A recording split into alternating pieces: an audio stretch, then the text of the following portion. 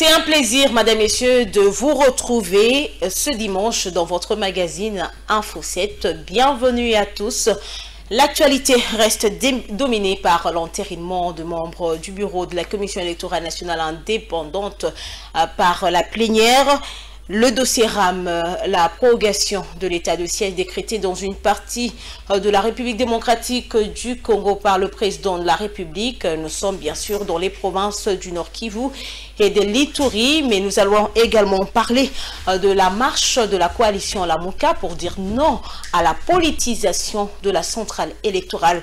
Voilà bien sûr les dossiers, le sujet qui feront l'objet de votre magazine Info 7. Et pour en parler, Madame, Messieurs, nous avons le réel plaisir de recevoir pour vous Blanchard Mongomba. Lui, certainement vous le connaissez. Il est secrétaire général du parti Nouvel Élan, mais il est également membre de la coalition Lamuka. Bonsoir. Bonsoir madame. Comment allez-vous? Ça va très bien. Sentez la voix, elle est un peu cassée avec la marche d'hier, mais sinon ça va. Nous nous portons très bien. Et comment se porte votre parti politique Nouvel Élan? Parce qu'on a l'impression que Nouvel Élan est en train de disparaître. Lorsqu'on voit Blanchard sur les écrans, même via les réseaux sociaux, il apparaît plus avec la casquette de membre Lamuka. Qu'est-ce qui s'y passe? Non, je crois que... Merci d'abord pour l'invitation. Je profite pour saluer tous les téléspectateurs qui nous suivent en ce moment. Merci. Pour répondre à votre question, je crois que les Congolais qui savent que Lamuka, plutôt Nouvel Élan, n'existe que depuis près de 3 ans aujourd'hui, a fait beaucoup plus d'efforts, beaucoup plus de prouesses que d'autres partis politiques. Comment ça? Quelle prouesse? Bien évidemment, parce que en 10 ans, on ne peut pas exister sur toute l'étendue de la République démocratique du Congo. S'il faut suivre les rythmes des autres partis politiques que nous connaissons, moi je peux vous citer les partis qui ont plus de 30 ans d'existence, qui n'existent pas sur toute l'étendue de la République. Et actuellement, vous êtes dans combien de provinces? Nous sommes dans le 26 provinces de la République démocratique du Congo. Dans 3 ans seulement. Effectivement, mais je dois préciser que nous n'existons pas seulement en tant que sur le plan administratif, sur papier, mais nous existons de manière réelle parce que dans toutes ces 26 provinces, je dois dire ici qu'avec les contributions de nos militantes et militants et des cadres de notre parti politique, nous avions réussi à construire le siège propre pour abriter les services de notre parti politique. Ce siège se trouve à Kinshasa.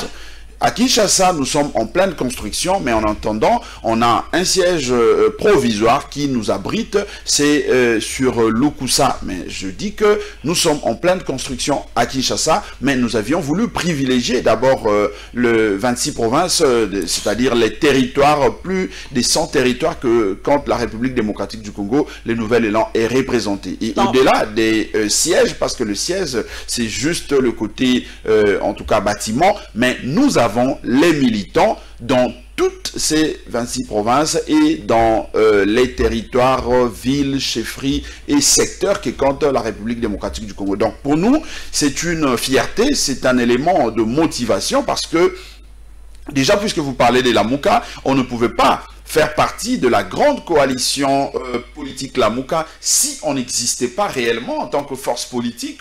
Notre présence dans Lamuka prouve à suffisance que Nouvel Élan est un parti qui s'affirme, c'est un parti qui est bien représenté sur toute l'étendue de la République démocratique du Congo. Et j'en veux pour preuve ici le dernier élément du monitoring que nous avions fait lors de la marche du 15 septembre dernier, passé, voulais-je dire.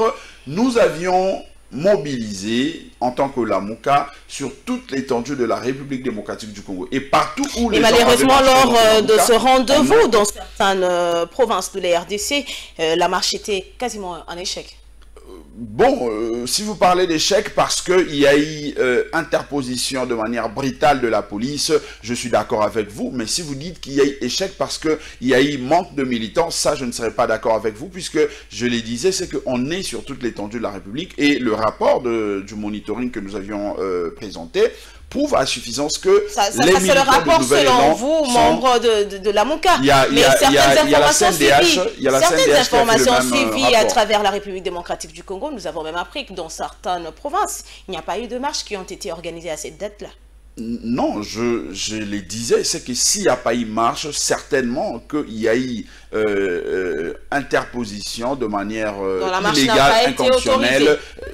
Voilà pourquoi je dis de manière illégale, de manière inconstitutionnelle, parce que nous ne sommes plus sous le régime d'autorisation. Donc on ne peut jamais, alors jamais accepter que l'on nous dise qu'on nous autorise ou pas, parce que la Constitution, mais lorsqu'il s'agit de préserver de vie en cette période où la République démocratique du Congo fait face à la COVID-19, vous ne pensez pas que c'était quand même une raison non, ben, pas vous autoriser je constate qu'on évoque le cas de Covid-19 lorsqu'il s'agit de la MOUCA et les parties, les composants. Mais lorsqu'il s'agit des activités organisées par l'union dite sacrée de M. Chilombo, là, on ne voit pas la réalité de la Covid. Bref, c'est pour dire ici simplement que nous assistons à l'imposition, tentative d'imposition d'un régime autoritaire, tentative de vouloir nous imposer la pensée unique, mais nous nous disons que ces tentatives ou ces mécanismes de vouloir imposer la pensée unique et la dictature, les régimes autoritaires, n'existent plus, puisque depuis 1997, le peuple congolais avait opté pour la démocratisation, d'ailleurs depuis 1992, mais c'est en 1997 finalement que le peuple s'était levé comme un seul homme pour dire non de manière définitive à ces systèmes. Et ceux qui pensent qu'ils vont imposer ces régimes, ceux qui pensent qu'ils vont nous imposer la pensée unique, ils doivent en tout cas réfléchir encore deux fois, puisque le peuple n'accordera pas de chance à cette... Vous avez dénoncé ici la force de votre parti politique Nouvel Élan, mais pourquoi Nouvel Élan n'a pas ses propres initiatives? C'est plus sur la casquette de la MOUCA que vous apparaissez. Je suis très à l'aise de parler des initiatives de Nouvel Élan, puisque je peux vous citer un cas. J'ai eu à initier un meeting populaire dans la commune de Kalamou, précisément au quartier Yolo, là où je m'en fief naturel, Funa, la commune de Kalamou, Yolo, où j'habite d'ailleurs. J'ai été, en tout cas le Nouvel Élan, a été obligé finalement de ne pas voir ces meetings être organisés, simplement parce que les responsables de la ville et de la commune de Kalamou avaient eu peur de voir le Nouvel Élan tenir son meeting, mais nous disons que nous allons continuer. Avaient eu peur puisqu'on a déployé, en tout cas je ne sais pas si c'était, on peut appeler ça bataillon ou régiment, il y a eu la police sur toutes les avenues de la commune du quartier Yolo pour empêcher justement que ces meetings aient lieu. Mais les amis qui le savent sont informés que nous avions eu à organiser les matinées politiques lorsque moi personnellement j'avais pris la commande de Nouvel Élan comme secrétaire général, mais également il y a eu plusieurs activités, non seulement à Kinshasa, mais dans différentes provinces pour montrer que nous existons en tant que Nouvel Élan. Mais il faut dire que il y a eu aussi je voulais parler de fusion de nos initiatives, parce que il faut dire qu'il y a 6 mois que Adolphe Muzito existait, coordonnait la coalition La MOUCA. Ce n'est que le 9 octobre dernier qu'il a cédé la commande à Martin Fayulu, président élu. Donc c'est tout à fait normal. Président élu juste pour La MOUCA.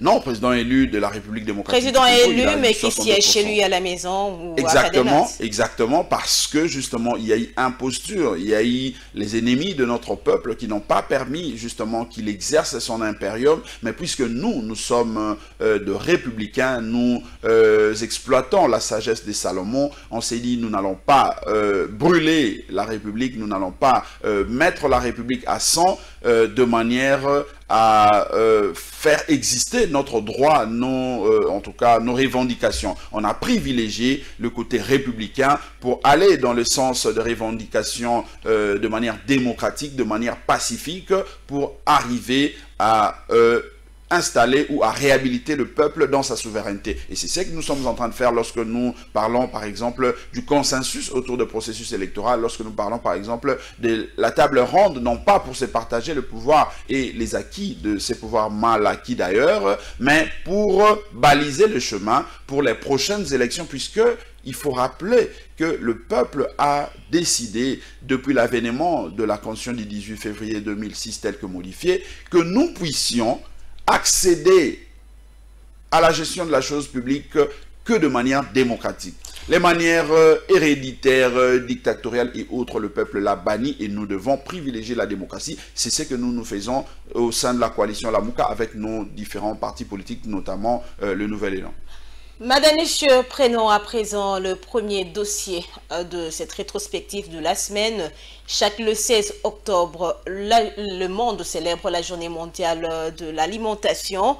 Dans la capitale de la République démocratique du Congo, le ministère de l'Agriculture n'a pas loupé ce rendez-vous mondial. Et ce premier dossier revient également sur la réaction du ministre de l'EPST, Tony Mwaba, en rapport avec la grève des enseignants.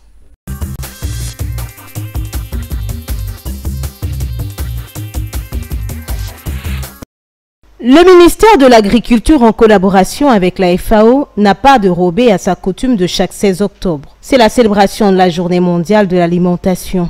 Le rendez-vous est pris au Jardin botanique de Kinshasa pour commémorer en beauté cette journée qui vise à renforcer la sensibilisation et l'action en faveur des personnes victimes de la faim dans le monde et à garantir la sécurité alimentaire et une alimentation saine pour tous. Dans son allocution, le représentant de la FAO en RDC a rappelé le contexte qui caractérise cette commémoration, ce avant d'interpeller les uns et les autres. Cette célébration en cette année 2021 est tributaire pour la deuxième fois du climat créé par la pandémie de la Covid-19. À cause de cette pandémie, les exploitants agricoles ont eu encore plus de mal à vendre leurs récoltes. Et la pauvreté croissante fait que de plus en plus de personnes qui vivent en ville ont recours aux banques alimentaires et que des millions de personnes font appel aux aides alimentaires d'urgence. Un seul message ce jour de la FAO, il faut changer la manière dont nous cultivons et consommons. Chacun d'entre nous peut contribuer à sauvegarder l'avenir de notre alimentation. Commencez dès maintenant. Manger local, saisonnier et manger durable. Prenant la parole, le ministre de l'Agriculture, lui, va insister sur l'importance de changer les choses pour un lendemain meilleur. Le système agroalimentaire actuel pose problème.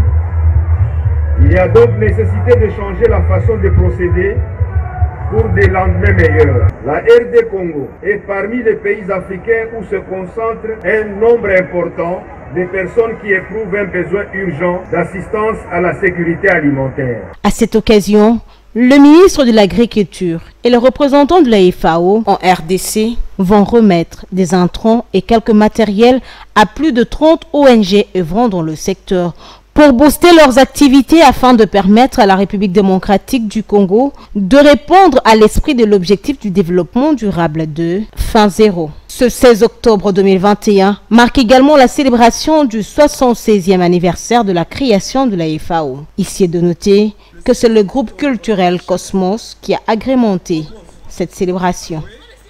Oui, le doyen. C'est une journée spéciale pour les élèves du groupe scolaire CDK dont les résultats des examens d'État mettent toute l'école d'accord. Les quelques 8 options organisées dans ce groupe scolaire, 4 ont fait les cartons pleins, dont la biologie-chimie, le latin philo, l'électricité et la coupe et couture. Je réussis.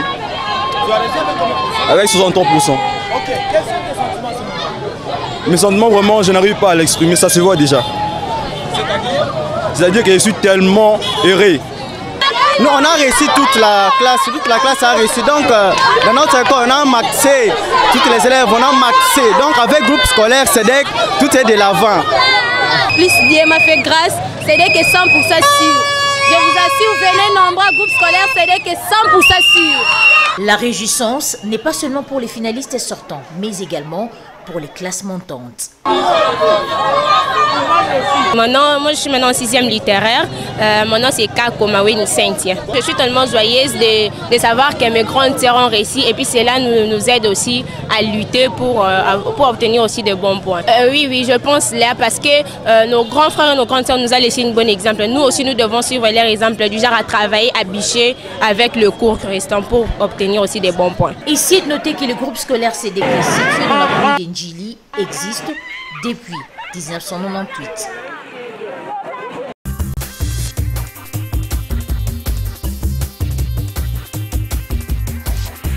Blanchard Mongomba, vous avez suivi, la RDC a commémoré la journée mondiale de l'alimentation, mais nous avons suivi le ministre de l'Agriculture qui dit que la RDC est l'un des pays où il y a un grand besoin d'assistance humanitaire. Comment peut-on remédier à cette situation dès lors que nous connaissons que la RDC est l'un des pays qui a plus de richesses, les richesses qui profitent même à certains pays?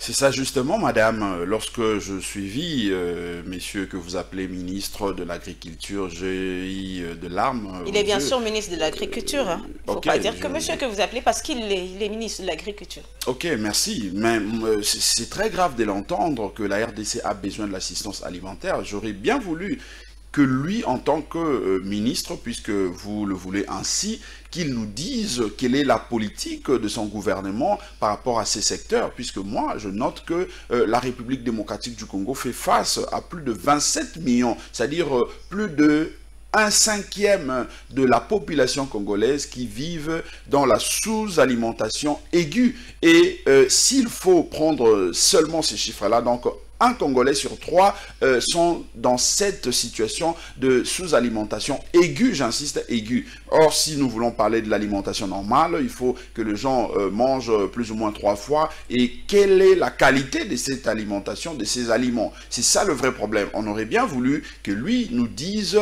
c'est que son gouvernement compte ou c'est que son gouvernement a déjà mis en place pour remédier à cette situation avant que les autres nous viennent en aide. Mais lorsque vous-même, vous n'arrivez pas à ménager votre moutir, vous n'arrivez pas à prendre les précautions, les mesures idoines pour permettre à vos concitoyens de bien vivre, moi je crains que nous puissions dans les jours qui viennent atteindre le 100% dans cette situation de sous-alimentation aiguë. Et voilà pourquoi nous pensons qu'il faut vite aller à, au renouvellement, voulais-je dire, de cette classe ou de cette équipe qui nous gouverne par défi, parce que voilà, des gens qui ne sont pas responsables, qui n'arrivent pas à assumer leur part de responsabilité de manière à trouver la solution de leurs compatriotes, et ça c'est très grave. Plus de 2 ans que le régime Tshisekedi est à la tête de la République démocratique du Congo, mais la situation n'a pas commencé aujourd'hui. Est-ce que vous estimez que les défis devraient facilement être relevés, même si aujourd'hui c'est la Mouka qui était au pouvoir? Non, moi je pense que c'est pas ça la question. La grande question, c'est de savoir quelle est la vision de ceux qui sont là. Quelle est la politique publique de ces secteurs, dans ces secteurs que ces gouvernements ont mis en place? Parce qu'effectivement, nous n'allons pas changer la situation. Et l'agriculture est également la priorité de Félix Antoine. Mais de quelle manière? Il ne suffit pas de les décréter, il suffit encore de mettre en place les politiques publiques, nous montrer quelles sont les réformes qui ont été engagées dans ces secteurs pour apporter justement ces priorités. On a eu dernièrement les états généraux de l'agriculture. Ça ne représente rien, madame. Les états généraux, sont des théories, on vous lit des textes comme nous venons de le suivre tout à l'heure. C'est pas quand même un signal fort pour ce qui doit être fait. Non, moi je crois que... le touche devait commencer par là. Je crois que s'il faut être concret et direct, je peux vous citer quelques cas. Notre pays a des sérieux problèmes en ce qui concerne par exemple le route des dessertes agricoles.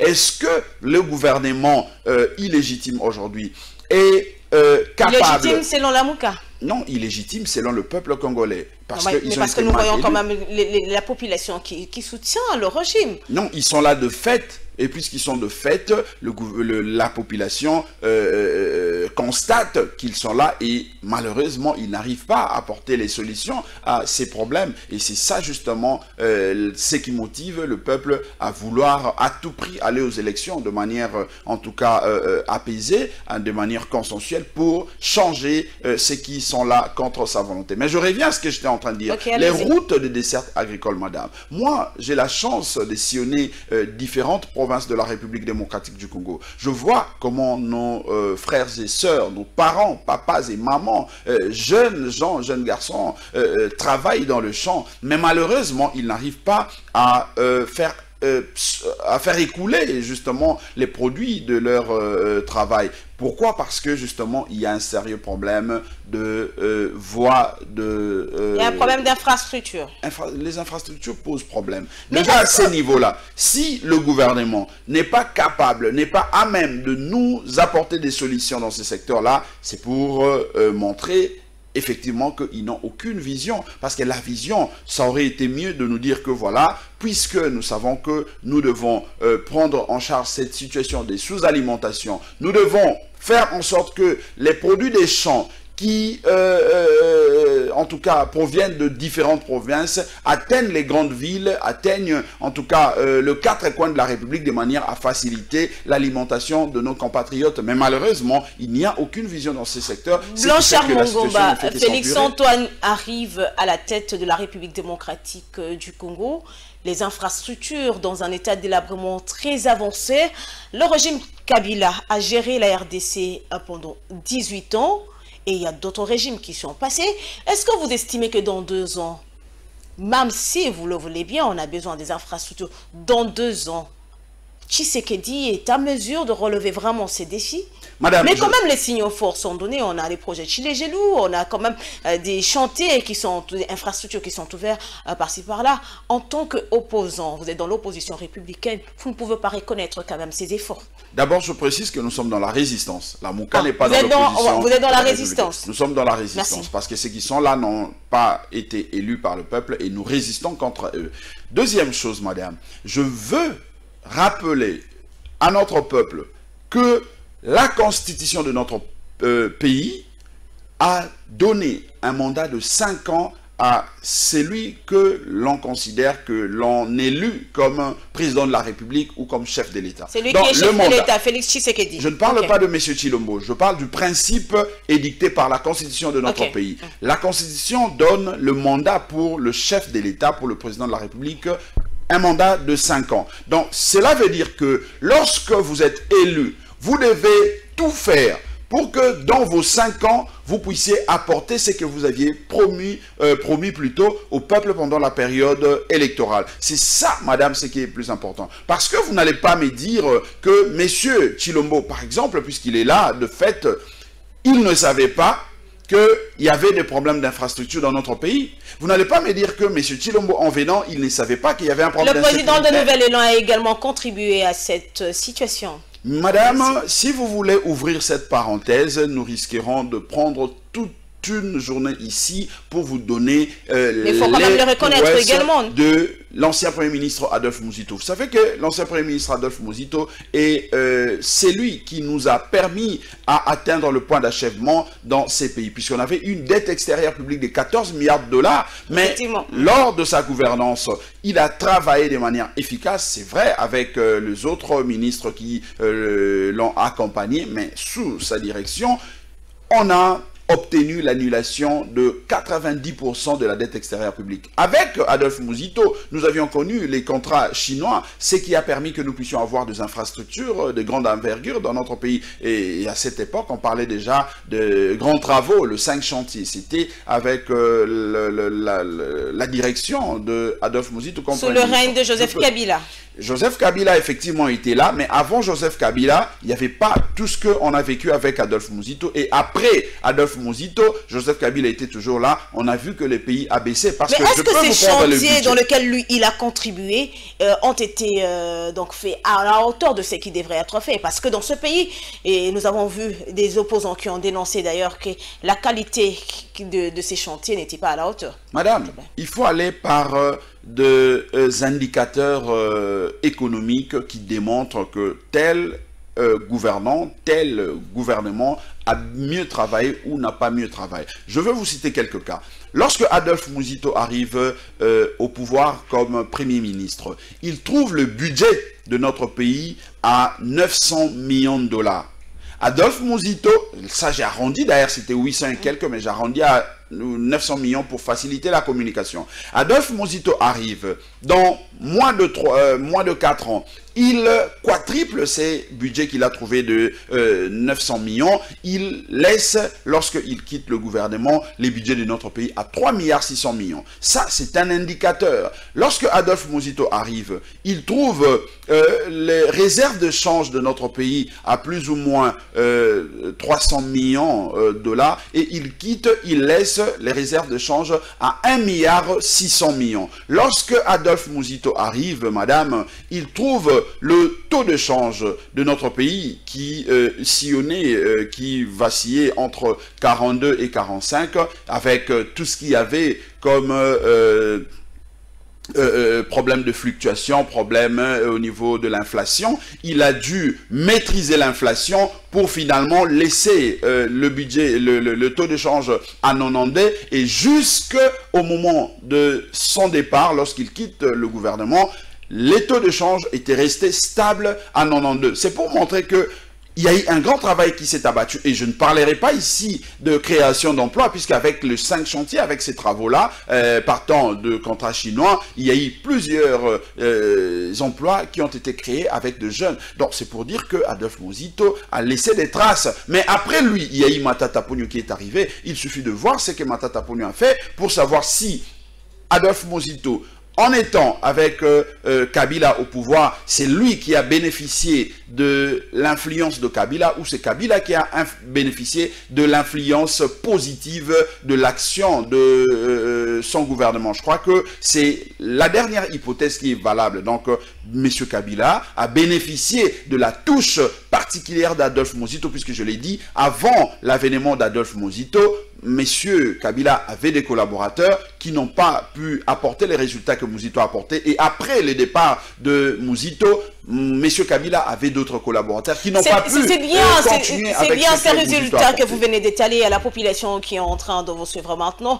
Mais il reste maintenant à savoir la qualité de ce qui a été fait. Parce qu'il y a des infrastructures qui ont été faites lorsque Adolphe Muzito était Premier ministre, mais qui aujourd'hui certainement se trouve dans un état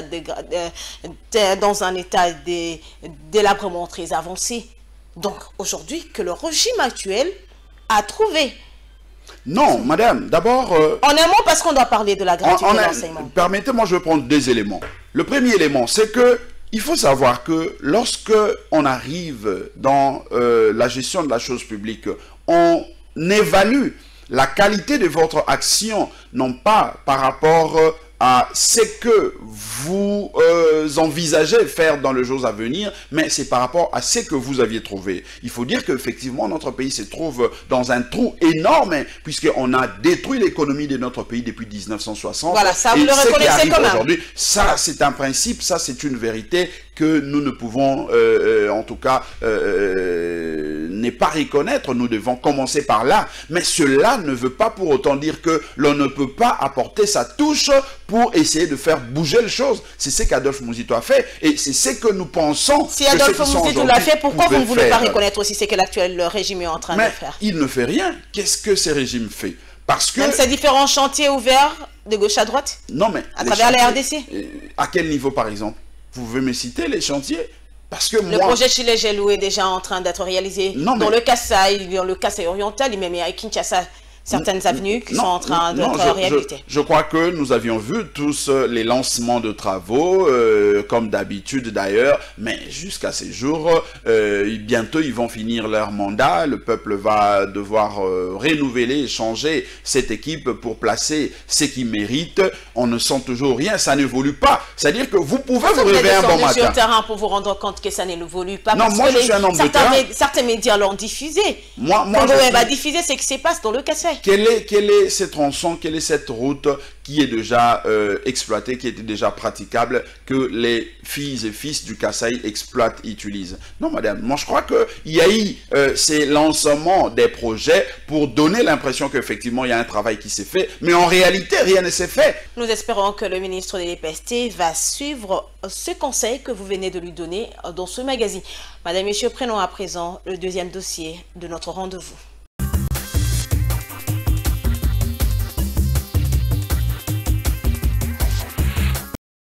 La motion de défiance initiée contre Augustin Kibassa, ministre de PTNTIC, concernant le registre des appareils mobiles, a été rejetée à la Chambre basse du Parlement ce mercredi 13 octobre. Furieux, les députés du FCC ont quitté la salle et ont promis de passer à une vitesse supérieure.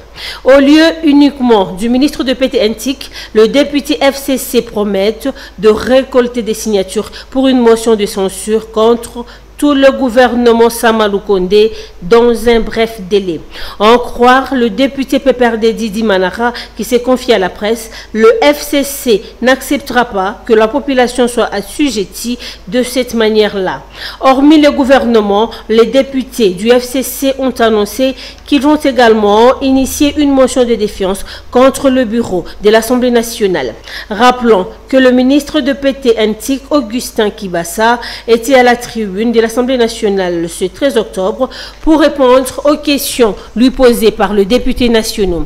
Dans sa réplique, il a soutenu que RAM et l'argent récolté sont gérés par l'ARPTC. Quant à la suppression ou pas de cette taxe, Augustin Kibassa a indiqué que le gouvernement décidera sur la question prochainement. Appelé pour l'évaluation de la gestion financière de sa province, Jean-Claude Vwemba, président de l'Assemblée provinciale du Congo central, a rendu visite à l'inspection générale de finances, pas pour être audité, mais plutôt pour s'enquérir de la situation du rapport établi sur l'audit de l'IGF par rapport à la gestion financière du Congo central. Nous sommes venus pour avoir des éclaircissements à ce qui concerne la route nationale numéro 1 à travers ses péages. Nous nous sommes rendus compte il y a si peu qu'il y a eu l'audit de l'inspection générale de finances et qu'il y a un rapport bien établi. Alors comme on nous a fait appeler pour l'évaluation de ce qui se passe depuis 2015, nous nous sommes dit qu'il faudrait que nous puissions avoir le rapport. Parce qu'après tout, l'inspection générale de finances est le bras séculier de la province. Parce qu'auprès du ministre national, nous ne l'avons pas. Du côté de Sopeco, nous ne l'aurons pas. Donc nous sommes venus nous enquérir de tout ce que l'audit de l'IGF a fait. Estomaqué, Jean-Claude Vwemba compte aussi voir le ministre national des ITPR à propos de la réhabilitation de la route Boma-Matadi et autres constructions. Nous sommes estomaqués. On doit vous dire la vérité, nous sommes estomaqués par rapport à cet audit parce que jusqu'à ce jour, nous n'avons trouvé aucun démenti par rapport aux audits de l'inspection générale de finances. Il y a des choses inadmissibles, impossibles. Comment voulez-vous, juste un exemple, ressortir 18 millions de dollars pour la route de Boma-Mwanda dès lors que cette route-là fait partie du péage? A noter que le président de l'Assemblée provinciale du Congo central va faire la restitution à son institution après avoir eu toute la lumière sur la gestion financière du Congo central.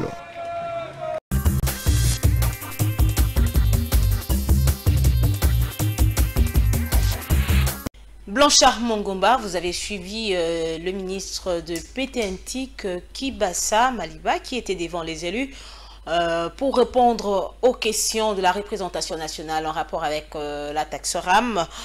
Quelle est votre compréhension des réponses fournies par le ministre de PTNTIC? Ma compréhension de ces dossiers, c'est d'abord de dire que dossier RAM, que c'est une escroquerie de l'argent du contribuable, l'argent du peuple congolais qui peine déjà à nouer les deux bouts de moi, mais malheureusement, ces gouvernements, ces pouvoirs illégitimes, se donnent quand même les leaks de nous soutirer. Je me parlerai mieux de nous voler nos crédits sans notre accord, sans notre aval. Parce que lorsque vous voulez imposer, lorsque vous voulez taxer à un contribuable à un citoyen. Vous devez commencer par montrer la contrepartie réelle. Et encore que sur le plan de droit, ça viole le principe parce qu'il faudrait respecter le principe parce qu'au niveau du législateur, on aurait dû commencer par là pour nous donner les spécificités. Pourquoi est-ce que l'on nous taxe? C'est à quelle hauteur? Pour quelle contrepartie? Ça, on ne nous a pas dit. Mais un bon matin, on se réveille. Nous avons quand même vu les ambassadeurs de cette taxe de PTNTIC ou de la RPTC qui ont quand même eu le temps d'expliquer. Est-ce que vous estimez qu'ils sont vite partis en besogne? Ils sont partis vite en besogne simplement parce qu'il y avait cette volonté, cette motivation de pouvoir d'escroquer notre peuple pour s'enrichir le poche. Parce que déjà, nous avions d'ailleurs suivi tous le rapport de l'ODEP. L'ODEP qui nous a dit clairement que ce qu'ils ont perçu jusque-là constitue une enveloppe de 260 millions de dollars. Mais malheureusement, l'ODEP se pose la question où s'est trouvé cet argent parce que mais le ministre a bien étalé, hein, il a montré la répartition de cet argent. Non, mais la répartition, qui répartit cet argent? C'est lui le ministre, il en a le pouvoir, il en a les compétences. C'est ça le vrai problème. C'est pas lui, mais c'est l'on sait qui a été alloué dans tel ou tel autre secteur, mais notamment le ministre. Comment l'on pouvait allouer l'argent censé servir à l'État, l'on alloue de manière autonome, de manière injuste à son niveau en tant que ministre? Moi, je crois que tous ces éléments montrent... Il n'a fait que faire rapport de ce que fait cet argent. Il a fait rapport à qui? Devant les élus, donc il était appelé à répondre à leurs préoccupations. Est-ce que ces rapports a rencontré la volonté du législateur, a rencontré la volonté du souverain primaire, selon qu'il existe des textes qui reconnaissent justement ce que lui nous a fourni comme élément de réponse. Moi, je crois que tout ça, c'était, il balbutiait parce qu'il n'avait pas de réponse claire. Moi, je me dis qu'il y a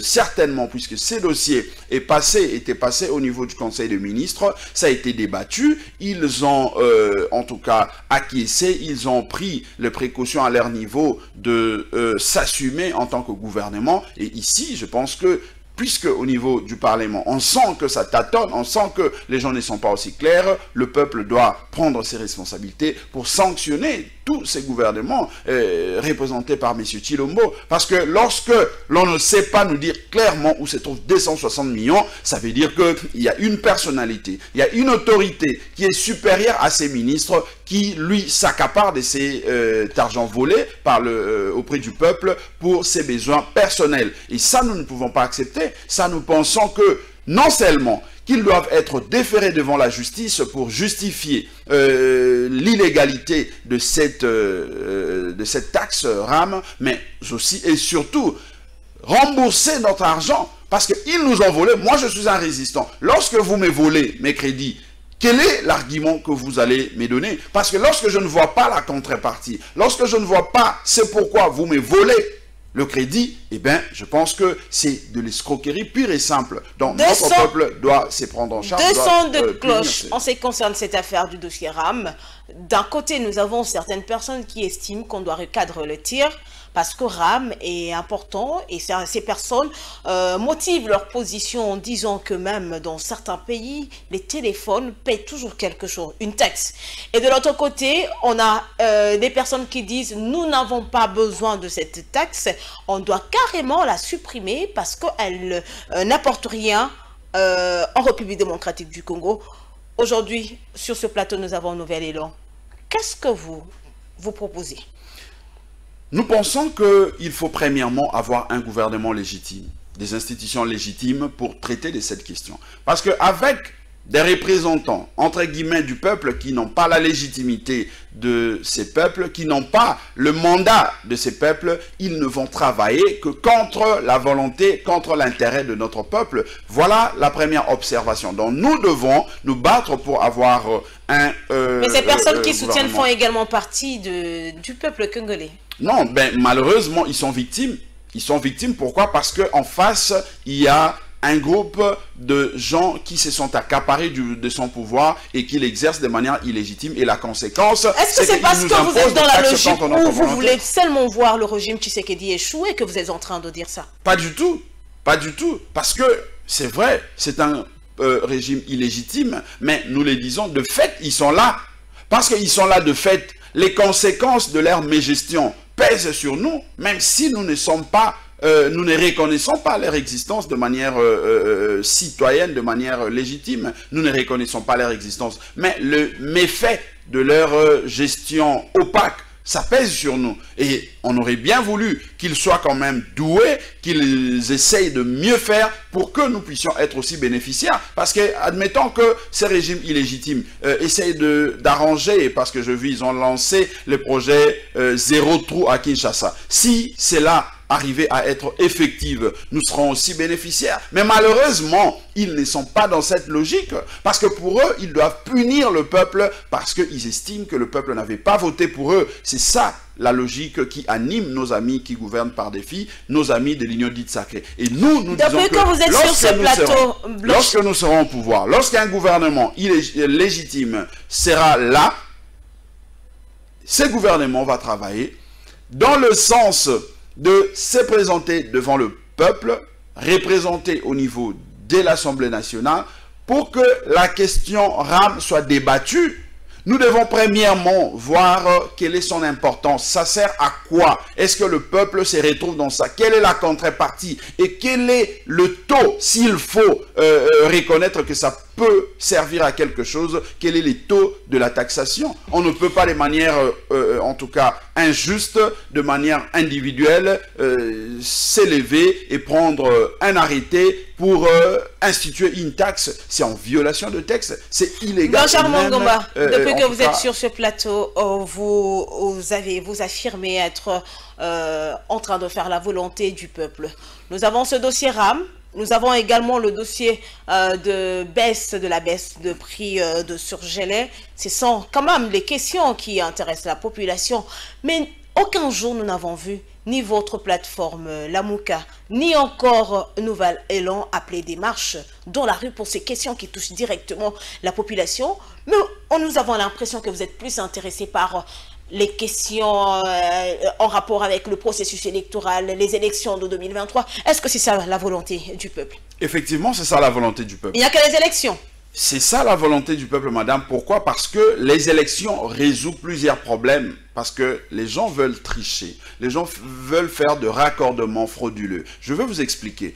Dans une société, il existe... Pas des points de presse autour de ces questions-là, mais juste les élections. Madame, j'évolue en vous disant que dans une société, il y a ce que l'on appelle de groupes de pression. Il y a le groupe de la société constitué des acteurs de la société civile qui, eux, ont pour mission, entre autres, de faire de pression par rapport aux questions spécifiques, notamment des questions liées. Les questions sociales, c'est la société civile qui doit s'en charger. De manière directe, il y a des syndicats qui revendiquent, les syndicats de consommateurs, les syndicats de travailleurs et autres. Donc ça, eux, ils sont là pour exiger, faire de pression par rapport au secteur bien défini, bien donné. Nous, en tant que parti politique, puisque nous sommes acteurs, puisque nous sommes partie prenante, nous sommes appelés à exercer les pouvoirs, à nous battre pour exercer les pouvoirs. Et par rapport à ça, nous nous présentons avec une vision globale de la gouvernance. Partant de cette vision, nous présentons notre projet de société et le programme qui va conduire à l'effectivité, à la mise en place de cette vision. C'est ça justement. Donc nous, en tant que parti politique, si nous entrons dans ces terrains-là, de revendiquer tous les problèmes sociaux, nous risquons de prendre la place des acteurs de la société civile, notamment les syndicats et les groupes de pression. Nous nous servons de ces questions pour donner notre lecture partant de notre projet de société. Que lorsque nous, Nouvel Élan, nous arrivons au pouvoir, par rapport au dossier RAM, voilà ce que nous comptons faire. Et les autres aussi donnent leur lecture, s'ils pensent qu'ils pourront faire mieux, ils donnent leur lecture partant des revendications des groupes de pression, partant de revendications des syndicalistes. C'est ça la réalité dans le monde moderne, dans la vieille démocratie. Mais chez nous, on pense que nous devons tout faire. Mais lorsque nous parlons, nous nous battons pour des élections. Mais effectivement, c'est pour que nous puissions prendre notre place, nous puissions être choisis par le peuple de manière à mettre en exergue notre projet de société pour résoudre les problèmes sociaux qui se posent. Mais nous n'allons pas résoudre ces problèmes sociaux en se basant uniquement sur cette question. Nous, en tant que parti politique, nous devons avoir une vision globale. Nous devons montrer les ventilations, comment, lorsque nous arrivons au pouvoir, nous allons tout faire pour qu'aucun secteur ne soit oublié. C'est ça, justement, le rôle d'un parti politique. Donc, ici, je veux, en tout cas, je voulais parler de mettre en garde, mais je voulais dénoncer ces raccordements fraudulés que nous suivons toujours auprès de ceux qui sont au pouvoir et même les autres qui sont en mal de positionnement, dire que non, ceux qui sont à la résistance ne se battent également que la pour population, les mais également la population, il y a certains Congolais qui s'expriment quand même autour de ça. Nous nous battons autour de toutes les questions parce que aujourd'hui, lorsque nous arriverons au pouvoir, une fois au pouvoir, nous allons par exemple mettre des mécanismes pour résoudre la question de l'insécurité dans la partie est. Des intérêts personnels. Nous nous battons pour l'intérêt politique de notre famille politique parce que nous estimons que notre projet de société est l'intérêt mieux de votre famille politique. L'intérêt du projet ou de la vision de notre famille politique. De votre famille politique. C'est ces projets-là que le peuple estime être le bon projet. Les discours que la population est généralement habituée à comprendre, c'est pas aujourd'hui. La population s'habitue toujours à ces discours et lorsque vous avez toujours le pouvoir, la population Madame, si on se battait pour nos intérêts personnels, on ne serait pas là en train de subir de pression du régime dictatorial de M. Tshilombo, inhaler des gaz lacrymogènes chaque jour. Vous n'êtes pas le premier à subir cela. On est menacé. Même aujourd'hui, ceux qui sont au pouvoir l'ont également subi. Je fais un raccordement pour dire que hier, déjà, nous, en tant que Nouvel Élan, nous avions perdu 4 militants. Parce qu'au retour, après la marche, ils ont connu des problèmes avec nos amis de l'IDPS. On a perdu 4 militants. C'est pour vous dire que si c'était pour nos intérêts personnels, on serait peut-être tenté de choisir, d'aller faire le champ. Parce qu'avec le champ, on peut mieux prendre en charge sa famille. On peut vous n'êtes pas le premier politicien, encore moins le premier parti politique à organiser des marches. Parlons un peu de ce qu'a fait aujourd'hui l'IGF. Nous avons eu le régime Kabila, vous n'allez pas certainement me contredire, nous n'avons pas entendu parler de l'inspection générale des finances, mais aujourd'hui, avec l'avènement de Tshisekedi, tout le monde, de gauche à droite, parle de l'inspection générale de finances et ce qu'elle est en train de faire. Aujourd'hui, comment trouvez-vous ce que fait l'IGF? Madame, je note que l'IGF existe avant l'avènement de Kabila, avant l'avènement de M. Tshilombo, avant l'avènement de l'IGF a toujours existé. Ça a toujours existé. La preuve, c'est qu'Adolphe Mozito, l'initiateur de Nouvel Élan, est un inspecteur de finances parce qu'il est là depuis les années 1980.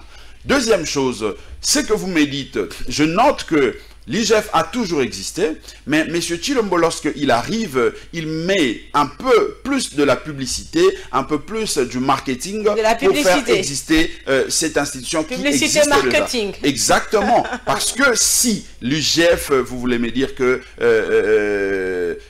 travaille mieux pour l'intérêt de notre peuple, on aurait bien voulu voir... Personne ne dit travaille mieux, mais la question est de savoir comment trouvez-vous. Alors il ne faut pas me faire dire ce que je n'ai pas dit. Je dis comment trouvez-vous le travail que fait l'IGF aujourd'hui? Non, l'IGF, moi je constate que l'IGF essaye de travailler, l'IGF essaye de faire son travail tel que le prévoit le texte, mais malheureusement, je constate qu'il y a quand même une certaine politisation ou manipulation dans ce travail de l'IGF. Parce que je peux vous prendre un cas. Aujourd'hui, le peuple congolais tout entier se lamente, se plaint de cette affaire de rame, mais où se trouve l'IGF? Parce que l'ODEP, au moins, nous a dit que 260 millions sont volatilisés. On ne sait pas le retrouver dans le trésor public. Mais l'IGF devait se saisir de cette question pour nous dire exactement qui sont les acteurs impliqués dans cette escroquerie, quels sont les acteurs qui sont à la base et déposer ces rapports au niveau de la justice pour que les auteurs et les acteurs impliqués soient punis, répondent de leurs actes.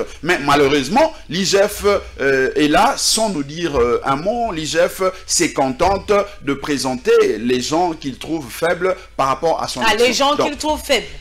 Exactement, exactement. Parce que cette affaire... l'IGF est dans la logique, un poids, deux mesures. Mais c'est ça justement. Pourquoi, madame, je vous cite, puisque l'ARPTC est sous contrôle, sous l'autorité de la présidence de la République, l'IGF étant sous la commande, l'autorité de la présidence de la République, l'IGF n'arrive pas à dire la vérité, à faire son travail de manière à le président de la République, Félix Tshisekedi, avait demandé de l'IGF d'aller même à la présidence, non? Non, mais est-ce que depuis que moi et vous, nous sommes là, nous avions déjà vu un rapport de l'IGF allant dans le sens de enquêter au niveau de la présidence de la République? La preuve, elle est là. La RPTC et le ministre, pour ne pas parler du ministre, la RPTC, qui est censé contrôler ces secteurs-là par rapport au dossier RAM, pose problème. Les gens constatent qu'il y a vol de l'argent du peuple. Mais l'IGF doit aller au fond pour nous donner les éléments. Malheureusement, l'IGF est resté bouche bée. L'IGF n'arrive pas à mettre en action ses inspecteurs pour aller auditer, inspecter au niveau de l'RPTC. Ça montre à suffisance, madame, qu'il y a 2 poids 2 mesures. Ça montre à suffisance le côté politisation de l'action de l'IGF. Pourtant, l'IGF est censé faire un bon travail, puisque ça a été institué pour effectivement traquer tous ces délinquants qui se servent de l'argent du contribuable. Mais malheureusement, on sent que l'IGF est là pour intimider, pour traquer, pour neutraliser tous ceux qui ne travaillent pas dans le sens de soutenir l'action de M. Tshilombo. Ceux qui sont faibles, comme je les avais appelés. Ceux qui sont faibles par rapport au fait qu'ils ne soutiennent pas M. Tshilombo. Donc lorsque vous ne soutenez pas M. Tshilombo, on sent que vous êtes faible et on vient vous menacer, on vient vous intimider, on vient vous montrer que vous gérez mal pour soit aller soutenir vous êtes dans la logique de soutenir votre parti politique et votre démettre de vos fonctions pour placer un militant, quelqu'un qui soutient l'action de M. Tshilombo. La motion de défiance contre le ministre a été rejetée. Mais c'est justement ça la preuve que cette équipe de l'Union dite sacrée est dans la logique de vouloir en tout cas pérenniser l'action de M. Tshilombo qui malheureusement ne va pas dans le sens de préserver les intérêts de notre peuple. Comment l'on peut rejeter une action pareille alors que nous savons que ces ministres est l'un des acteurs qui est cité dans cette affaire RAM. Et mais que ce sont les députés qui ont décidé, députés dont nous voyons également Martin Fayoulou est également député national, donc ce sont eux qui ont décidé.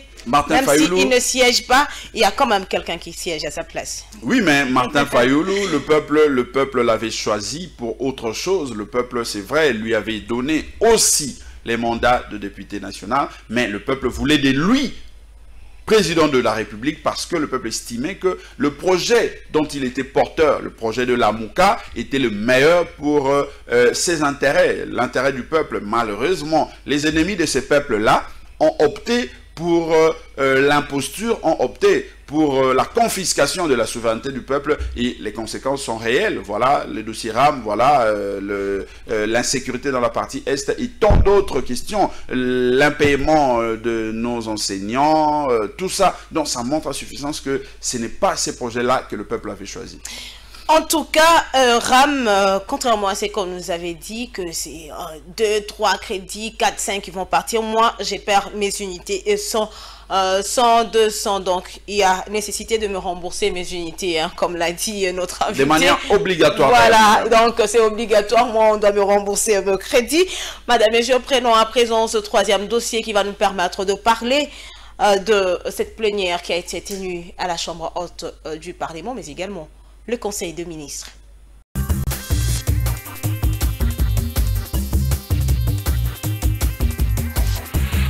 Le Sénat a prorogé pour la 9e fois consécutive l'état de siège dans les provinces de l'Ituri et du Nord Kivu, ceci afin de permettre aux forces armées de la République de mettre fin à l'insécurité qui sévit dans cette partie du pays.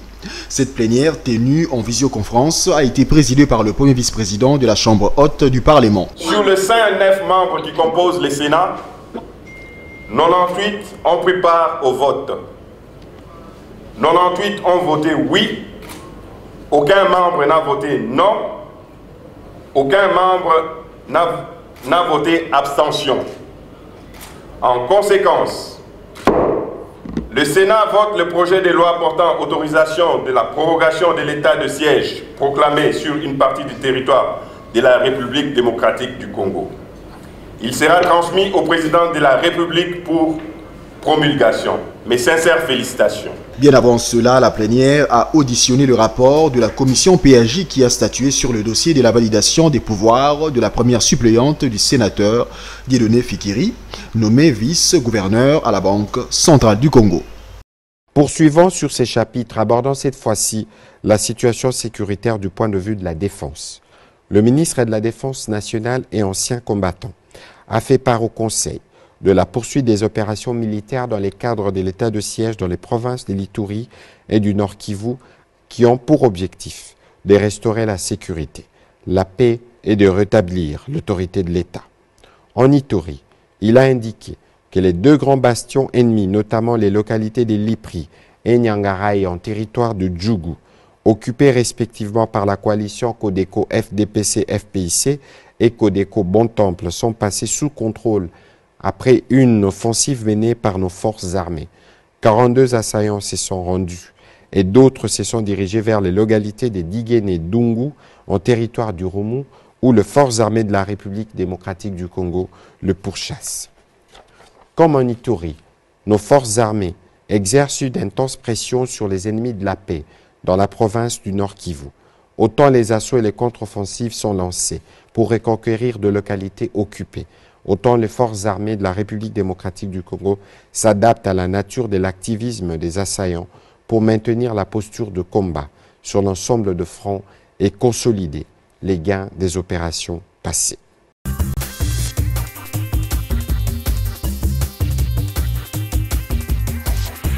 Félix Tshisekedi, très déterminé à restaurer la paix dans l'Est de la République démocratique du Congo. Blanchard Mongomba, l'état de siège vient d'être prorogé pour la 9e fois à la Chambre haute du Parlement. Malheureusement que nous ne voyons pas le résultat.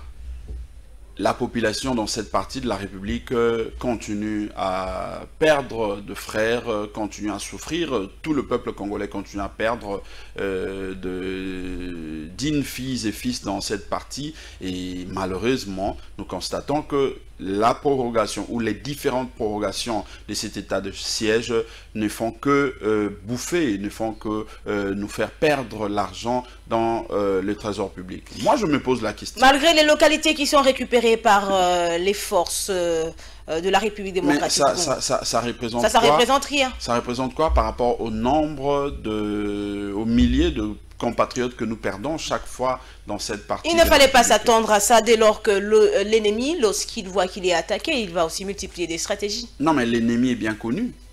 L'ennemi est bien connu. Il ne faut pas aller par quatre chemins, madame. Ici, moi, vous et moi, savons que le Rwanda fait partie des agresseurs de la République démocratique du Congo. Il y a plusieurs rapports des Nations Unies, des experts des Nations Unies, qui ont cité nommément ces pays comme étant agresseurs de la République démocratique du Congo. Je peux citer une fois de plus l'Ouganda, qui est cité même par un arrêt de la Cour internationale de justice. Et d'ailleurs, il y a de dommages-intérêts qui doivent être versés à la République démocratique du Congo à hauteur de 10 milliards de dollars. Mais jusqu'à ce jour, nous n'arrivons pas à bénéficier de cet argent. Donc, c'est pour vous dire que nous ne pouvons pas aller chercher l'agresseur, l'ennemi ailleurs. L'ennemi, l'agresseur est bien connu. Mais maintenant, la question est celle de savoir quels sont les mécanismes, quelles sont les dispositions que nous prenons pour mettre un terme, pour empêcher à ce que l'ennemi continue à nous attaquer. Est-ce que, madame, moi je veux me poser une question, peut-être ensemble avec le téléspectateur. Lorsque Mbuzamabe arriver à faire taire nos ennemis, les forces négatives dans cette partie de la République, est-ce qu'il avait besoin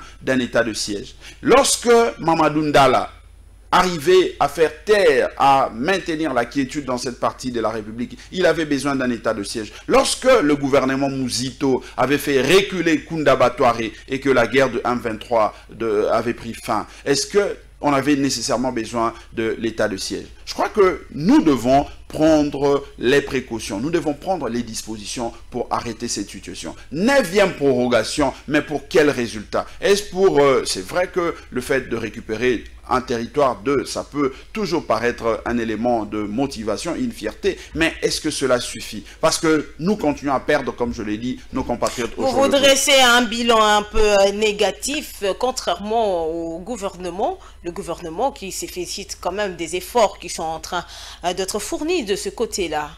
Le gouvernement peut se féliciter, mais nous, en tant que citoyens, nous constatons que nous perdons au jour le jour nos compatriotes. Ce ne sont pas des bêtes que nous perdons.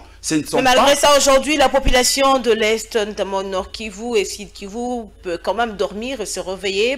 Pas du tout comme hier, où il y avait des crépitements de guerre, matin, midi, soir. Madame, je vous dis que nous perdons les compatriotes au jour le jour. Chaque jour qui passe, la République démocratique du Congo perd ses frères et sœurs dans cette partie est de la République démocratique du Congo. Ce n'est pas l'état des sièges qui a arrêté cette situation. Par contre, nous sentons que ça s'accentue. Parce que déjà, sur le plan technique, lorsqu'il y a état de siège, les frontières sont en tout cas verrouillées. On n'accède pas dans les territoires où se trouve être instauré l'état de siège. Mais malheureusement, nous constatons que le Rwanda, l'armée rwandaise accède dans les territoires congolais facilement, comme si... Mais c'est qu'ils veulent accéder quand même, la police ou les forces de l'armée congolais FRDC ont quand même mis la main. Nous avons vu la semaine la main sur certaines personnes qui voulaient être enrôlées. Et c'est qu'on ne nous présente pas.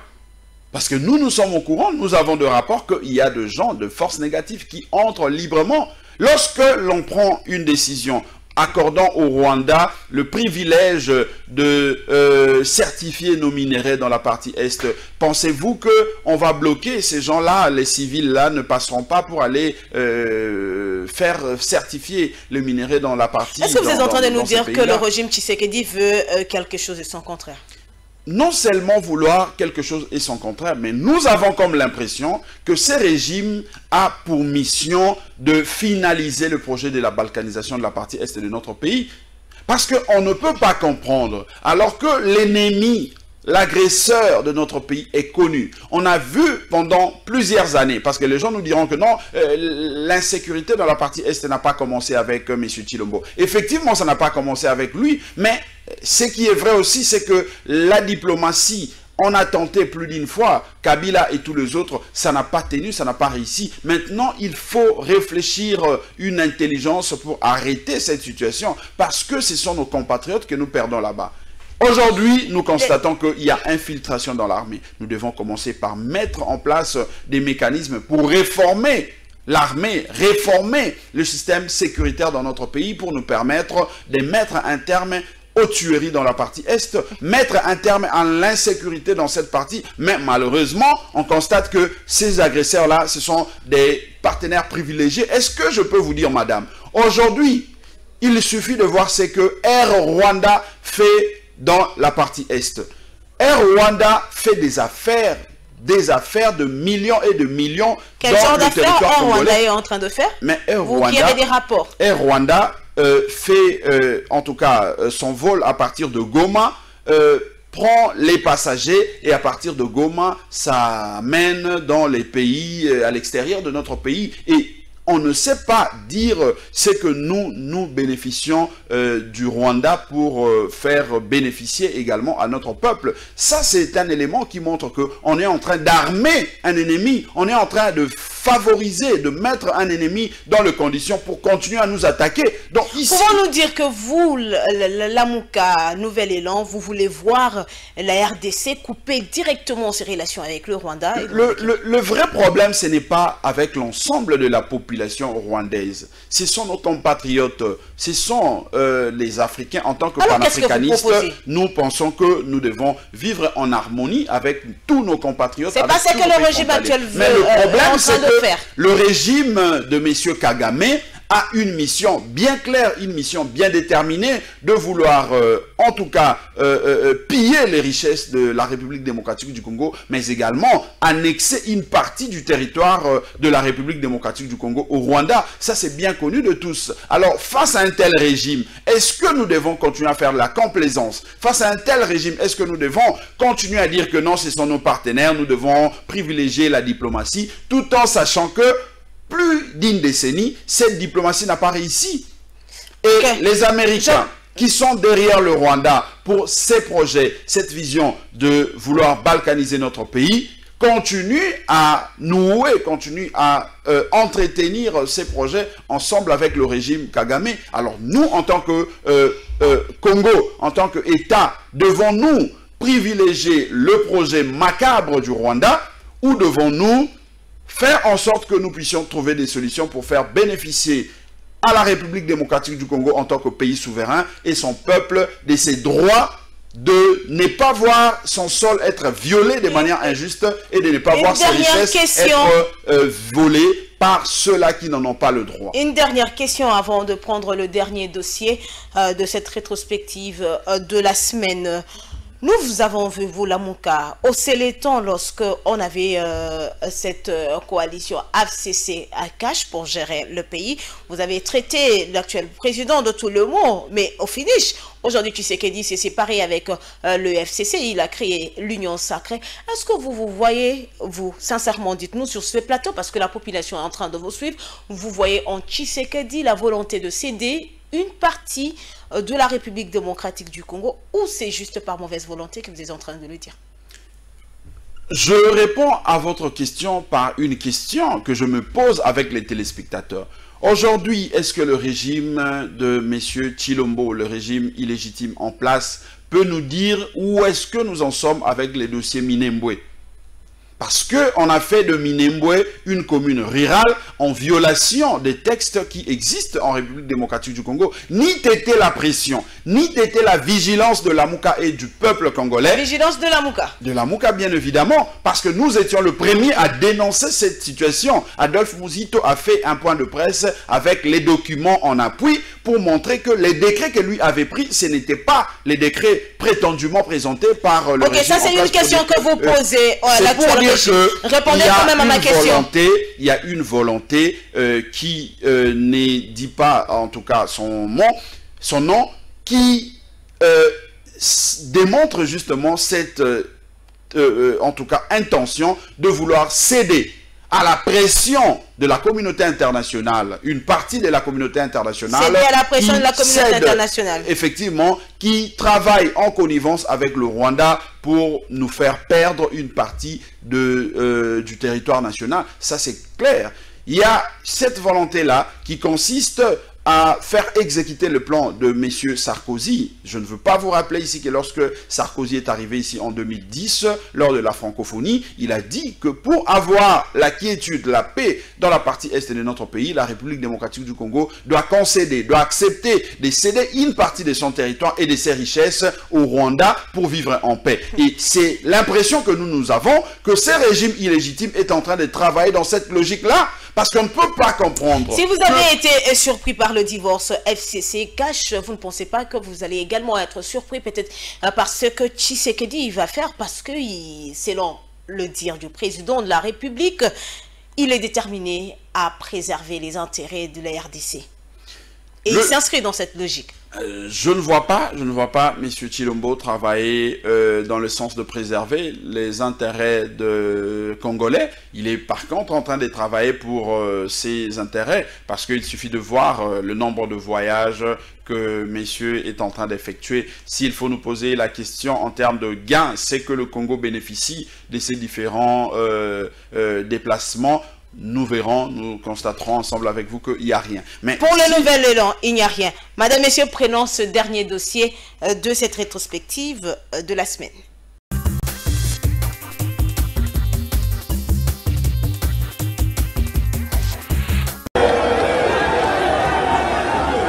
Ils ont massivement répondu à l'appel des leaders de la coalition Lamuka. Les militants et sympathisants de cette plateforme politique ont, ce samedi 16 octobre, pris d'assaut les rues de Kinshasa. Martin Fayulu et Adolphe Muzitu ont manifesté ces jours afin de réitérer leur engagement de dire non à une CENI politisée, à la fraude électorale et à un éventuel glissement en 2023. Partis de la commune de Ngaba sur l'avenue Kianza, les manifestants tout au long de leur parcours scandaient des chants à l'honneur des leaders de cette plateforme politique.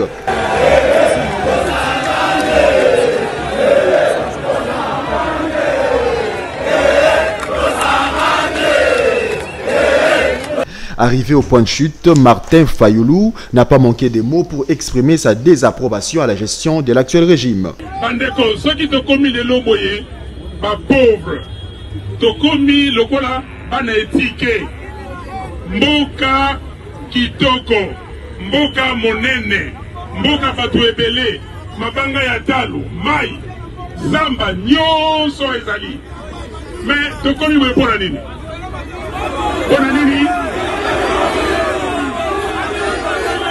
Komi boye pour nos dirigeants bazali miyibi pour nos dirigeants oyo bazali awa peuple te moto eponaki bango na boete bino boponaki bato baza kuna bopotaki bango.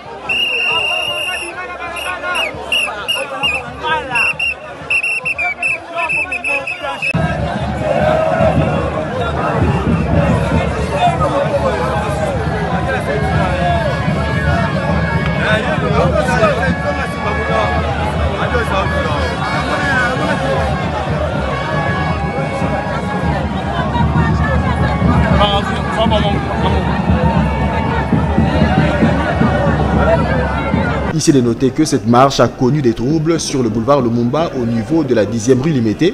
À cet effet, la police a fait usage des gaz lacrymogènes pour disperser la foule.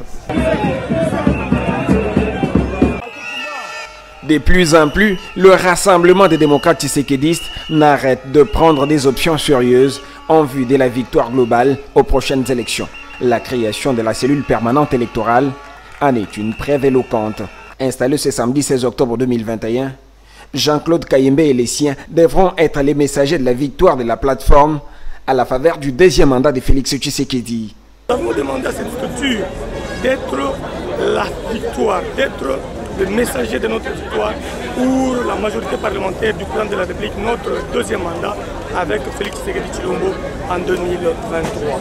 Tout de même, le chef de file des Tshisekedistes ne manque pas de saluer chaleureusement l'entérinement de Denis Kadima à la tête de la centrale électorale, tout en félicitant le travail des députés membres de la mouvance présidentielle. Je félicite l'Union sacrée à l'Assemblée nationale qui vient d'écouter la voix du peuple en refusant le jeu de l'adversaire qui voudrait à tout prix de bloquer le système de la CENI afin qu'il rentre dans les négociations sur les négociations. La période des négociations est déjà pris fin. Nous sommes dans une phase que celui qui gagne dirige, que celui qui perd attend.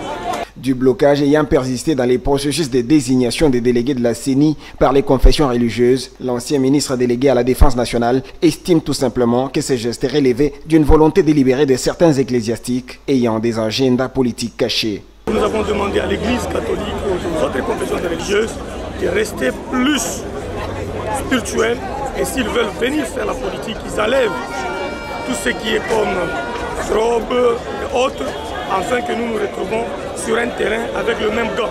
Parce qu'avec les gants ecclésiastiques et spirituels, notre éducation ne nous permettra jamais de les attaquer. Mais dans son discours au podium, Sylvain Mutombo s'était fait messager d'une bonne nouvelle pour un public qui n'a cessé de manifester ses limites de patience face à la question relative à la taxe RAM. Le chef de l'État a décidé de supprimer la partie qui gêne, a lâché le docteur Sylvain Mutombo Kabinga. Le grand messager du sécrétisme, le président de la République, Fatou Péton, a yoki kolera peuple na itali RAM na mikolo ekoya bokoyoka ke oyo bino baza kobenga muyibi ya rame ekozala lisusu te na ndenge na bino moko bolingi. Mais eloko boyebi na ifo eloko boyeba rame ezali registre wana ezali na ba avantage nango na ba inconvénient nango. Ba inconvénient nango nde oyo bino peuple boyebisi président de la République na gouvernement na ye na ministre compagnon de liste Kibasa Augustin balongola o nyonso eza na ram eza kotungisa peuple congolais. Mais parti ya ram o etali ko identifier congolais pour permettre biso to réduire ya criminalité, ko permettre ram esunga étudiant azala na facilité à connexion ya internet gratuit na université na ye wana ezali par avantage ya ram. C'est juste après l'hymne du RDT que la partie a pris fin dans une ambiance de fête.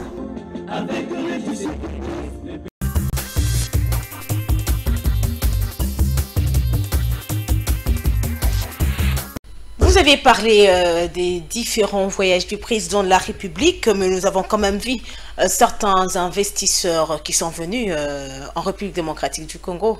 Et également, Félix Tshisekedi est président de l'Union africaine. Quel est le résultat de sa présidence en tant que président de l'Union africaine? Est-ce que depuis qu'il est président de l'Union africaine, le Congo a gagné en termes de... je ne sais pas, c'est que l'on peut nous dire exactement que nous avions gagné de manière directe. Nous l'avions malheureusement vu soutenir un régime dictatorial lorsque en Guinée on a fait partir Parler du coup d'État. Bien évidemment, on l'a vu soutenir les dictateurs alors que le peuple voulait d'un changement. Ça, c'est une fierté pour la République démocratique du Congo. Non, je crois que madame, c'est que nous devons faire... La Mouka critique, Nouvel Élan critique, mais certains pays applaudissent. Comment peut-on expliquer ça? Le problème, ce n'est pas de voir certains pays applaudir, parce que pendant que ces pays-là applaudissent, le peuple congolais ici continue à souffrir, continue à se grincer le dent, puisqu'il n'y a pas de... Là, nous sommes au niveau africain. Il y a des problèmes. Et au niveau africain, c'est ça le problème. Moi, j'ai été au Congo-Brazzaville, j'ai vu comment les gens vivent avec un peu plus de 10 $ par jour en termes de produits intérieurs bruts. Mais ici, en République démocratique du Congo, nous vivons avec quelque chose comme $1. Donc, en RDC, vous l'aviez d'ailleurs dit au cours de cette émission que le mal est profond. Oui, mais vous pensez que c'est la même situation dans d'autres pays africains? Peut-être que chez eux, quand même, la situation était encore acceptable par rapport à la RDC. C'est vrai que la République démocratique du Congo est un pays continent. En termes de superficie, l'Angola, par exemple, entre en République démocratique du Congo 5 fois. En termes de démographie, on a plus de 100 millions de Congolais. C'est effectivement un défi, c'est un défi énorme. Mais alors, pourquoi vouloir comparer la situation au Congo-Brazzaville à celle de la République démocratique du Congo, si vous êtes conscient de cela? En termes de proportion, voulais-je dire, nous sentons que de l'autre côté, je ne prends pas que la République du Congo, je prends par exemple l'Angola, puisque vous pensez que j'ai un problème particulier avec le Congo. L'Angola a un budget aujourd'hui qui avoisine 360 milliards de $. Mais si vous prenez, qui avoisine 120 milliards de $. Mais si vous prenez le budget de l'Angola représente pratiquement 360 milliards de $. Donc ça montre à suffisance que 36 milliards de $, je voulais dire. Avec le chiffre, il faut toujours être prudent. Mais ici, en République démocratique du Congo, et je précise que le 36 milliards du budget de l'Angola représente le 30% du PIB de ces pays qui avoisinent 120 milliards de $. Mais en République démocratique du Congo, nous avons un PIB de plus ou moins 50 milliards de $. Mais le budget de notre pays avoisine 4 milliards de $. Est-ce que la situation a été ou était la même? Non, le problème, ici je pars sur le plan de principe. Puisque sur le plan économique, il est reconnu que lorsque vous avez un produit intérieur brut, vous devez avoir le 30% de ces produits intérieurs bruts qui puissent représenter le budget. Mais nous, notre budget ne représente même pas, en tout cas, 10% de ce que nous avons en termes de produits intérieurs bruts, tandis qu'en Angola, les budgets représentent effectivement 30% du produit intérieur brut. Ça montre déjà qu'il y a un problème à ces niveaux-là. Nous devons travailler parce qu'en principe, le Congo, Kinshasa, devrait avoir un budget de 15 milliards de dollars. Mais qu'est-ce qui empêche que nous puissions accéder à ces mêmes principes que l'Angola et d'autres pays utilisent? Mais le gouvernement de Warrior est en train d'y travailler. Mais quel Warrior? Quel Warrior, puisque le peuple ne voit rien, le peuple ne fait que voir Parlons à présent de la Commission électorale nationale indépendante. La Mouka est descendue dans la rue. Nous avons vu également votre parti Nouvel Élan qui était dans la rue. Dans cette plateforme, parce que vous faites partie de cette plateforme, la Mouka, qui pour certaines personnes aujourd'hui ne devrait même pas exister, parce que la Mouka est l'initiative des leaders. Mais aujourd'hui, on a 2 leaders et les 2 autres se sont désolidarisés, si je me permets de le dire, de la coalition La Mouka dans la rue pour dire non à la politisation de la Commission électorale nationale indépendante. Mais de l'autre côté, les bureaux de la centrale électorale a été entériné par les élus nationaux. D'abord, je commence par la première partie de votre question, madame. Je rappelle que la Mouka n'a pas été créée avec les 4 leaders. La Mouka a été créée avec 7 leaders, dont Mbusa Nyamwisi, Freddy Matungulu et tous les autres qui sont partis. Mais voilà. Il faut rappeler qu'à cette époque, lorsqu'ils étaient à 7, la Mouka n'était qu'une plateforme électorale, ce qui nous a permis d'aller aux élections en 2018 avec comme candidat Martin Fayulu qui avait largement gagné les élections de 2018. Largement gagné selon la coalition La Mouka. Selon le peuple congolais. Après les hold-up électoraux de 2018, les leaders qui étaient restés, parce qu'il faut dire que avant 27 avril, lorsque les leaders se sont retrouvés à Bruxelles pour muer cette plateforme électorale en plateforme politique, il y a eu les départs des uns et des autres, notamment Mbusa Nyamwisi, Freddy Matungulu et les autres. Les 4 leaders qui étaient restés, ils avaient décidé à cette époque-là, le 27 avril, à Bruxelles, de faire de la plateforme électorale, la Mouka, une plateforme politique. À cette occasion, ils ont décidé de mettre en place un texte devant régir le fonctionnement de cette plateforme politique que nous appelons convention. Il y a une convention de la Mouka qui organise le fonctionnement de notre plateforme politique. Dans cette convention, madame, il est prévu qu'il y ait le leader qui se sent, en tout cas, qui a cette volonté-là de pouvoir quitter la coalition La Mouka, il peut le faire de manière libre, il peut aller sans poser de problème. Mais lorsque vous quittez librement la coalition La Mouka, vous ne pouvez revendiquer aucun droit intellectuel ni matériel. C'est ce qui dit la convention signée par les 4 leaders. Je cite Jean-Pierre Bemba à l'époque, Moïse Katumbi à l'époque, et les 2 leaders qui sont aujourd'hui dans la Mouka. Et lorsque nous sommes revenus, il y a eu ce qu'il y a eu, mais par après, lorsque M. Tshilombo a mis en place ces concertations pour installer l'union dite sacrée, on a vu Jean-Pierre Bemba et Moïse Katumbi rejoindre les lignes de M. Tshilombo. On a compris qu'ils ont exploité cette disposition qui parle du retrait, qui parle de retrait volontaire. Donc, ils se sont retirés de manière volontaire pour aller soutenir l'action de M. Tshilombo. Est-ce que... Mais parce qu'ils s'inscrivent dans la logique du peuple. Mais ils sont allés là-bas parce qu'ils ont compris que c'est sans les intérêts du peuple. Libre à eux. Nous, tout ce que nous avions fait, c'était de dans la logique du peuple, vous êtes restés de votre côté. C'est au peuple de juger qui sont ce leader-là qui s'aligne dans la logique, dans sa logique. Mais nous, ce que nous avions constaté, c'est que Jean-Pierre Bemba et Moïse Katumbi avaient librement quitté les rangs de la Mouka pour aller soutenir M. Tshilombo. Mais maintenant, nous qui sommes restés, Nous continuons à travailler dans cette même logique parce que d'aucuns nous donnaient même pour mort que la Mouka n'allait plus exister parce que c'est Jean-Pierre Bemba et Moïse Katumbi qui faisaient la force de cette coalition, qui mobilisaient, qui donnaient entre guillemets les moyens et que leur départ allait faire en sorte que la Mouka n'existe plus. Aujourd'hui, je crois que ce jour-là... la Mouka a bénéficié beaucoup de Moïse Katumbi. La Mouka a bénéficié de ses leaders parce que chaque leader a porté selon que il était exigé, il était prévu que tout le monde puisse cotiser à même titre, au même niveau pour faire exister justement cette coalition électorale d'abord, avant qu'elle ne devienne une coalition, bien évidemment. Vous ne reconnaissez pas que certains leaders sont allés au-delà de ce qui a été demandé? Comme qui et combien? Non, vous connaissez? Personne. Donc, ils ont donné, si Adolphe Mouzitou doit contribuer $10, Moïse Katumbi, Jean-Pierre Bemba, tous contribuaient $10. Mais aujourd'hui qu'ils ne sont plus là, madame, vous avez vu, je ne veux pas aller très loin, pour ne parler que des événements, en tout cas récents. On a organisé un meeting le 9 septembre à la place Sainte-Thérèse. Est-ce que Jean-Pierre Bemba et Moïse Katumbi étaient là pour mobiliser? On a organisé la marche d'hier. Est-ce que Moïse Katumbi et Jean-Pierre Bemba étaient là pour mobiliser? Je crois que ces débats doivent être conjugués au passé.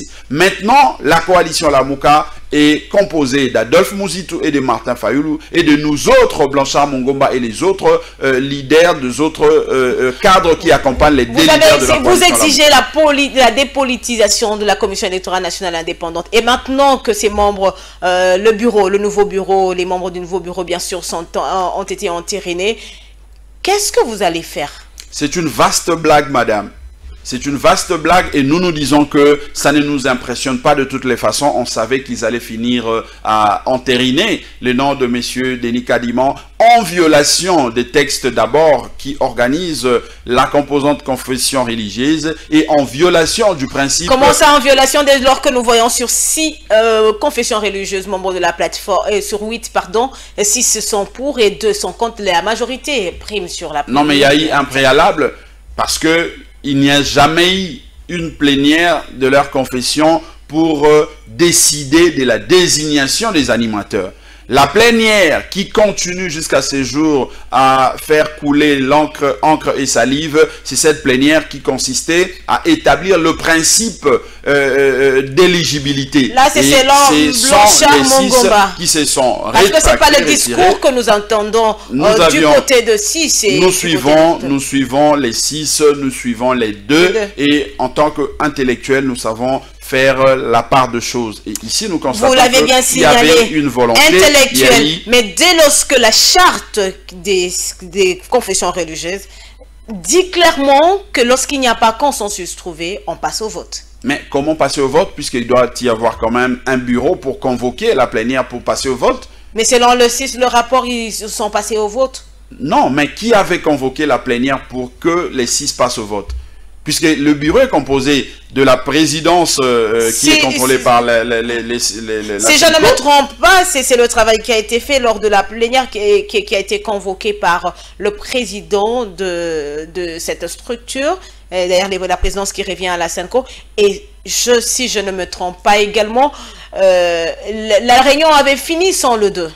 Non, et les 6 ont fait leur travail parce qu'ils devaient continuer. Comment ils pouvaient faire le travail puisqu'il existe de principes bien établis et bien reconnus?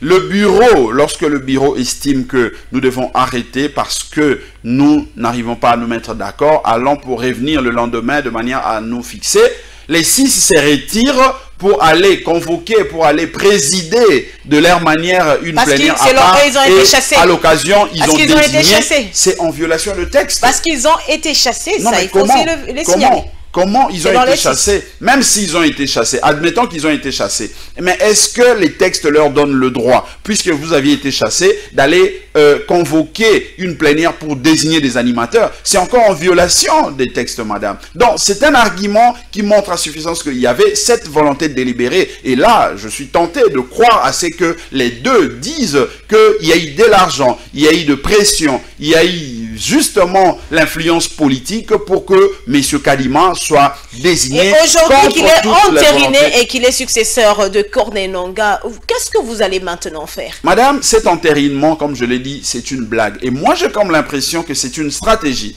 Une stratégie pour justifier les glissements que tente installer, que tente d'imposer M. Tshilombo. Mais nous disons que le glissement ne passera pas. Le glissement ne passera pas. Parce qu'ils savent qu'il n'y a pas eu consensus. Non seulement au niveau des confessions religieuses par rapport à la désignation d'un quelconque animateur, mais il n'y a pas eu consensus entre parties prenantes pour que nous puissions arriver à cette désignation. Nous, de la coalition Lamouka, nous disons que le texte pose problème. Nous devons aller au consensus pour nous mettre d'accord autour du texte. Entre eux-mêmes, d'abord, au niveau de l'union dite sacrée, on a vu qu'ils sont passés au débauchage. Ils ont débauché au niveau de l'ensemble de M. Katumbi. Ils ont débauché, bien évidemment, parce que le nom qui est retenu parmi ces animateurs-là, nos amis d'ensemble ne reconnaissent pas que c'est certains amis d'ensemble. Bon, effectivement, c'est ce qui justifie justement les débauchages, parce qu'ensemble, nous connaissons... C'est pas ça aussi la démocratie, non, que tout le monde ne doit pas toujours être d'accord avec ce qui est dit, chacun est libre de donner sa position. La démocratie suppose aussi que l'on doit respecter la hiérarchie, et la hiérarchie de cette famille politique, j'ose croire que est dirigé par M. Moïse Katumbi et M. son Martin Fayulu, jusqu'aujourd'hui, et vous de la Mouka, vous continuez à dire que celui le président est élu, mais à un moment, nous l'avions vu faire de propositions. Mais si le président est élu, pourquoi il ne peut pas prendre lui-même des décisions, mais il va encore avec des propositions en ce qui concerne le processus électoral? Non, faut pas oublier que nous n'avons pas l'impérium. Les ennemis de notre peuple ont confisqué l'impérium. Mais pourquoi alors il va aller faire cette proposition? Parce qu'il se considère lui-même président et lui. Non, ça, c'est comme qui dirait, il est en train de vouloir qu'on prenne sa main tendue. Même s'il était au pouvoir, il avait l'impérium, même s'il exerçait de manière légale, de manière constitutionnelle son pouvoir, il allait toujours passer par des propositions. Parce qu'au peuple, on n'impose pas sa logique, au peuple, on n'impose pas sa vision. On vient auprès du peuple pour lui présenter une logique pour les intérêts personnels selon certains observateurs. Mais si c'était pour ses intérêts personnels, il n'allait pas passer par des propositions. C'est contradictoire, madame. Parce que lorsque l'on travaille pour ses intérêts personnels, on s'impose par rapport à ce que l'on ressent, par rapport à ce que l'on gagne. Mais lorsque l'on passe par des propositions, ça veut dire que l'on veut écouter le son de cloche des autres pour trouver les justes milieux. Et c'est ce que nous avions fait. Nous avions proposé la proposition justement de la loi électorale pour que nous puissions nous mettre d'accord. Nous parlons de la dépolitisation, les autres parlent de la politisation.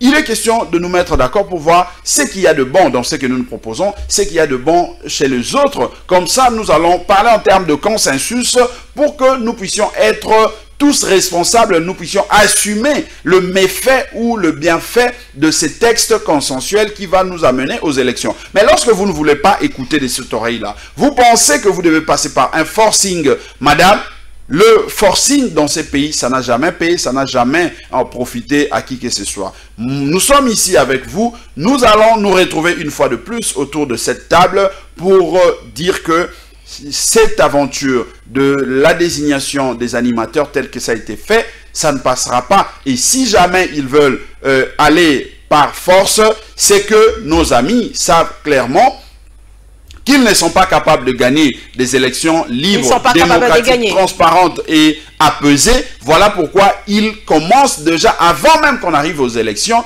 à préparer les germes de conflit, de germes de contestation, d'illégitimité et autres. C'est ce qui est en train d'être fait au niveau de la coalition ou de l'union dite sacrée. Mais nous disons qu'avec notre peuple, nous allons aller en toute responsabilité pour avoir une CENI dépolitisée, de manière à préparer le terrain pour que, une fois que le résultat sera proclamé, que le gagnant soit le vrai gagnant, le perdant soit le vrai perdant. Il ne faut pas commencer de maintenant à créer de problèmes pour justifier justement votre illégitimité lors de prochaines élections.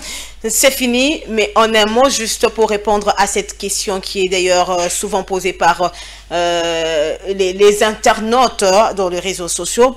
Martin Fayulu, Lamouka aujourd'hui dans la logique des stratégies de feu Étienne Tshisekedi, Est-ce que vous n'avez pas d'autres initiatives? Comme quoi la stratégie vous êtes Etienne Tshisekedi? Président élu, Félix Tshisekedi, pardon, pas Félix Tshisekedi, mais Etienne Tshisekedi l'a dit, les stratégies des marches, donc autre, vous n'avez pas autre chose? Certainement, vous l'avez déjà entendu parler. En un mot, parce que c'est la fin.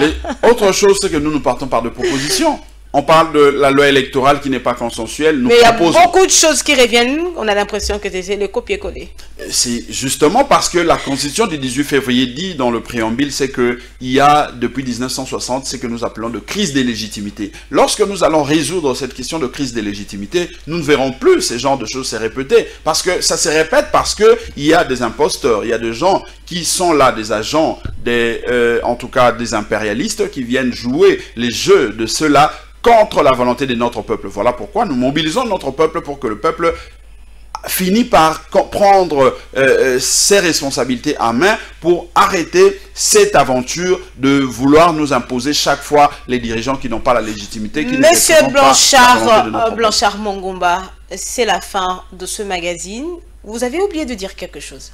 Ce que j'ai oublié de dire, c'est que le peuple congolais doit être prêt, doit être préparé, puisqu'il y aura encore des actions de grande envergure pour empêcher cette imposture que tente de nous imposer les régimes illégitimes de M. Tshilombo avec ses agents, notamment le citoyen Mbosso, le propagandiste.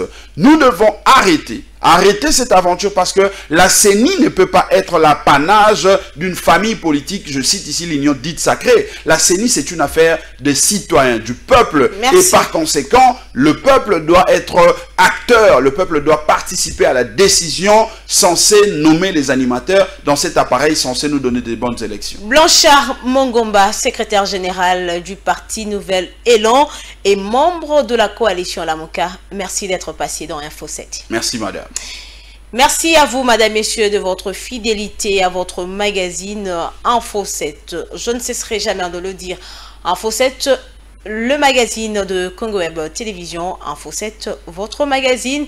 Info 7, notre magazine. Merci de l'avoir suivi et surtout merci de nous faire parvenir vos questions et vos propositions. Et l'occasion pour nous de souhaiter joyeux anniversaire à Junior Lutumba. Longue vie à toi. Au revoir, madame, messieurs. À la prochaine.